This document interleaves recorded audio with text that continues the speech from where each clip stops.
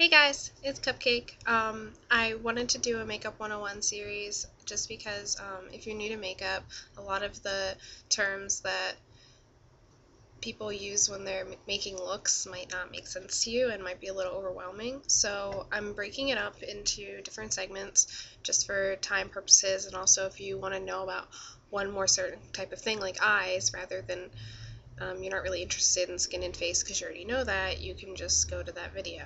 I'm going to start off with skin and face shape.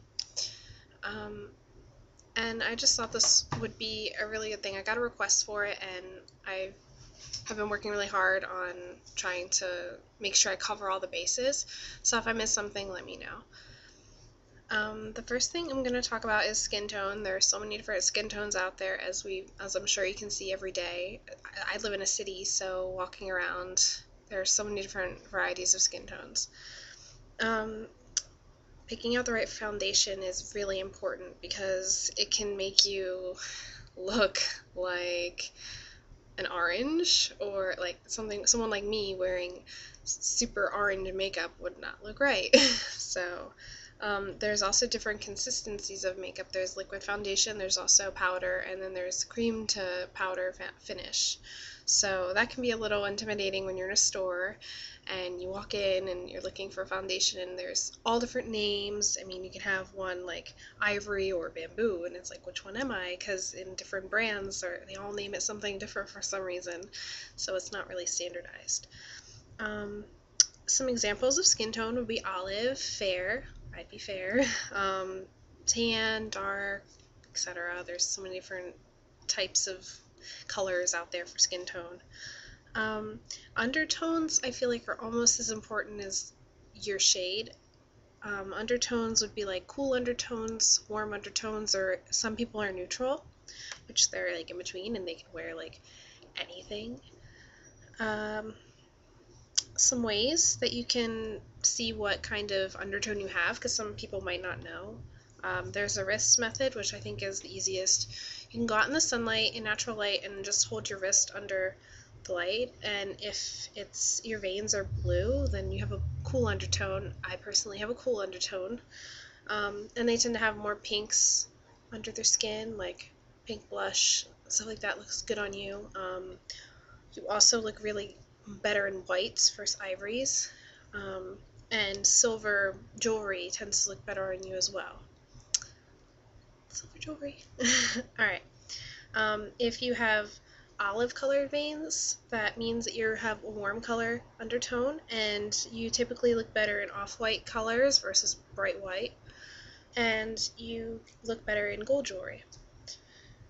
And then there's also the category of, if you look good in white or off-white and can wear gold and silver pretty well, and not one looks better than the other, then you're neutral and you can wear whatever you want, and that's pretty easy if you're neutral.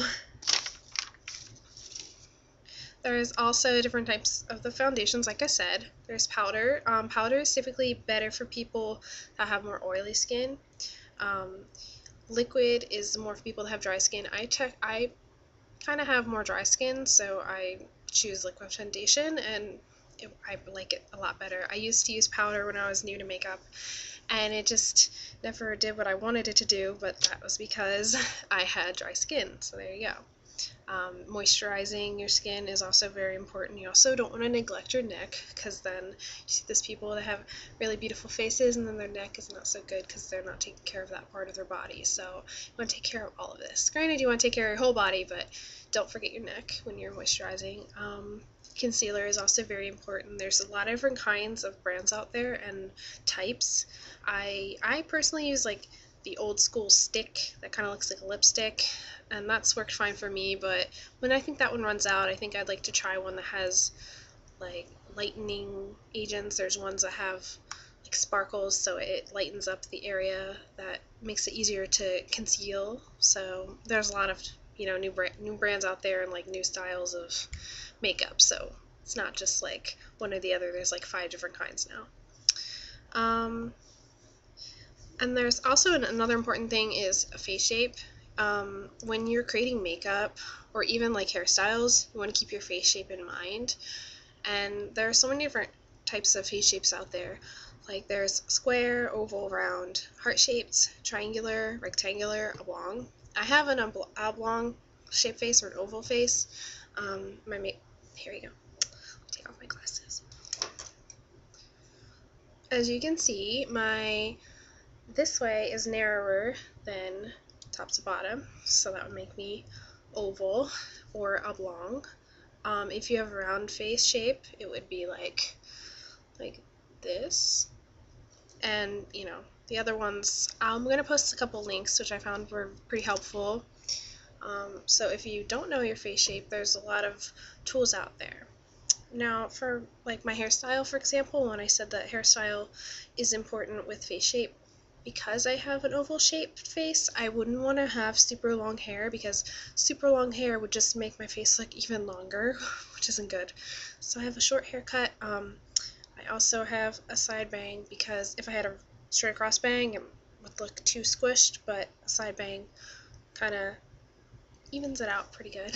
I'm not a hairstylist, but I learned this through learning about my face shape.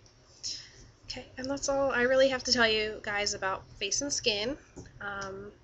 I'll link the important things below, and I'll also hopefully soon be posting something about eyes, lips, and the rest of your face, and break those down for you. Thanks, I hope you guys enjoy it.